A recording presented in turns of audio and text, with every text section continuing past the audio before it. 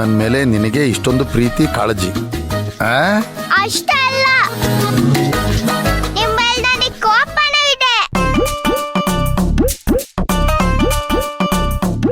ಅದೇನಂದ್ರೆ ನೀವು ಸುಮ್ಸುಮ್ನೆ ಮೈ ಹುಷಾರಿಲ್ಲ ಅಂತ ಹಾಸ್ಪಿಟಲ್ಗೆ ಹೋಗ್ಬಿಡ್ತೀರಾ.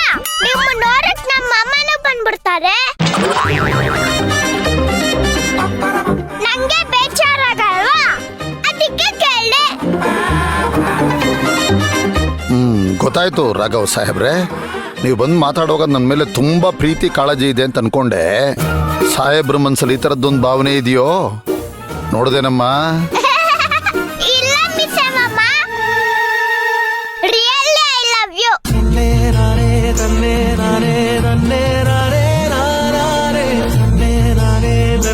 ಮಿಸ್ ಅಮ್ಮಮ್ಮ ಬನ್ನಿ ಇಲ್ಲಿ. ಏನಪ್ಪ? Be strong. ನಂತರ ಇರ್ಬೇಕು. ಸರಿಯಪ್ಪ. ಅಡ್ಡ ಏನರ್ಗೆ ಮರಿತೀರಾ? ಏನು ಮರಿರ್ತೀರಾ ಬಿಡಿ. ರತ್ನಮ್ಮ ಬನ್ನಿ ಊಟ. ಆಯ್ತಾಯ್ತಾಯ್ತು ಬನ್ನಿ. ಒಂದ್ ನಿಮಿಷಮ್ಮ. ಸುಮತಿ, ನೋಡಿದ್ಯಾ ಇವನ್ನ? ರಾಘವ್ ಎಷ್ಟು ಚೂಟಿಯಾಗಿದ್ದಾನೆ. ಇವನ್ನ ನೋಡ್ತಾ ಇದ್ರೆ ಇವನ್ ತಾಯಿ ಶಾಂತಿನೂ ಇದೇ ತರ ಇದ್ದಿರ್ಬೇಕು ಅನ್ಸುತ್ತೆ.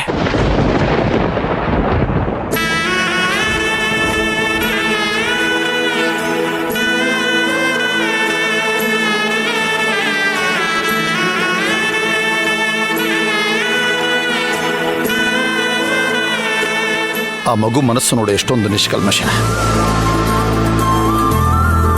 ಮನ್ಸಿಗೆ ಅನ್ಸಿದ್ದನ್ನ ಹೇಳ್ಬಿಡ್ತಾನೆ ಅಲ್ವಾ? ರೀ, ಅವ್ರಮ್ಮ ಶಾಂತಿ ತರ ರಾಘವಿದಾನೆ ಅನ್ನಿ. ಕೇಳಿಸ್ಕೊಂಡೇನಮ್ಮ? ಕೇಳಿಸ್ಕೊಂಡ್ಯಾ? ಇದು ನಿಮ್ಮ ಅತ್ತಿಗೆ. ನಾನೇನಂದೆ? ಅದು ನಂಗೆ ಉಲ್ಟಾ ಹೇಳ್ಬಿಟ್ಟು ನನ್ನ ಮೇಲೆ ಫಿಟ್ಟಿಂಗ್ ಇಟ್ಬಿಡ್ತಾಳೆ. ಮತ್ತೆ ನೋಡ್ಕೊಳಕ್ಕಾಗಲ್ವಂತೆ. ರೀ, ನಾನ್ ಸರಿಯಾಗೇ ಮಾತಾಡ್ತೀನಿ, ನೀವು ಸರಿಯಾಗಿ ಕೇಳಿಸ್ಕೊಳಲ್ಲ ಅಷ್ಟೇ.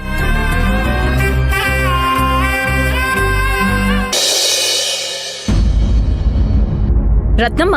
ಅಮ್ಮ ಬಂದೇಮ್ಮ.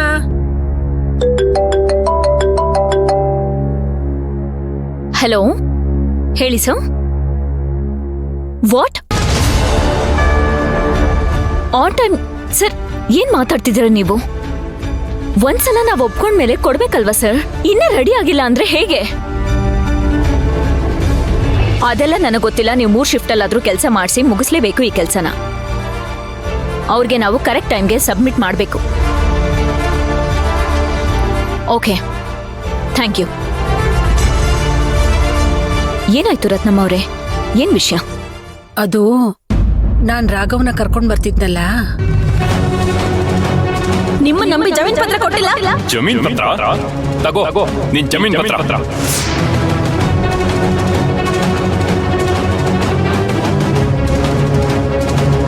ತಗೋ ನಿನ್ ಡಾಕ್ಯುಮೆಂಟ್. ಈ ಡಾಕ್ಯುಮೆಂಟ್ ನನ್ನ ಜೀವನದಲ್ಲಿ ಬಂದಿರೋ ದೊಡ್ಡ ಕಂಟಕ. ಆ ಪ್ರಾಜೆಕ್ಟ್ ಕಂಪ್ಲೀಟ್ ಮಾಡಿದ್ರು ಆ ಪೇಪರ್ ಅಲ್ಲಿ ನಿನ್ನ ಹೆಸರೇ ಇದೆ. ನಾನು ಯಾರ ಋಣದಲ್ಲೂ ಬದುಕೋದಕ್ಕೆ ಇಷ್ಟಪಡಲ್ಲ.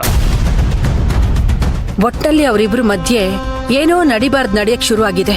ನೀವು ರಾಘವ್ನ ಕರ್ಕೊಂಡ್ ಬಂದಿದ್ದು ಒಳ್ಳೇದಾಯ್ತು ರತ್ನಮ್ಮ. ಆದ್ರೆ ಇನ್ ಸ್ವಲ್ಪ ಹೊತ್ತಲ್ಲಿದ್ದು ಏನ್ ನಡೀತಿದೆ ಅಂತ ನೋಡಿದಿದ್ರೆ ಚೆನ್ನಾಗಿರ್ತಿತ್ತು. ಇತ್ತೀಚೆಗೆ ಆ ಮಂತ್ರ ಸುಶಾಂತ್ ಅವ್ರನ್ನ ತುಂಬಾ ಹೆದರ್ಸ್ತಿದ್ದಾಳೆ. ಸುಶಾಂತ್ ಹೆದರ್ಕೊಳ್ತಿದ್ದಾನೆ. ಅದಕ್ಕೆ ಸರಿಯಾದ ಕಾರಣ ಗೊತ್ತಾಗ್ತಿಲ್ಲ.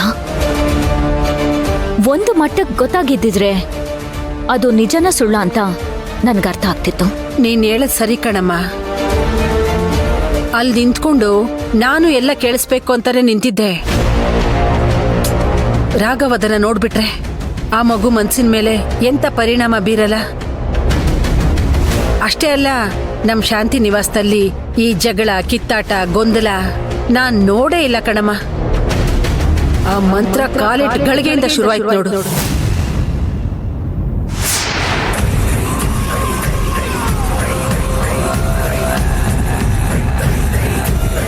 ಅವಳು ಸರಿ ಮಾತಾಡ್ಲಿ ತಪ್ಪು ಮಾತಾಡ್ಲಿ, ಅವಳು ಮಾತಾಡಿದ್ರೆ ನನಗೆ ಕೋಪ ಬಂದ್ಬಿಡುತ್ತೆ ಕಣಮ್ಮ. ಅದಕ್ಕೆ ರಾಘವನ ಕರ್ಕೊಂಡು ಬಂದ್ಬಿಟ್ಟೆ ನಾನು.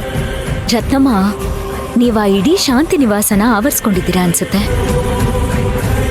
ಸರಿ, ಒಳ್ಳೇದಾಯ್ತು. ಇನ್ನು ನಾನು ನೋಡ್ಕೋತೀನಿ ಬಿಡಿ. ಸರಿ ಕಣಮ್ಮ. ರತ್ನಮ್ಮ ಒಂದ್ ನಿಮಿಷ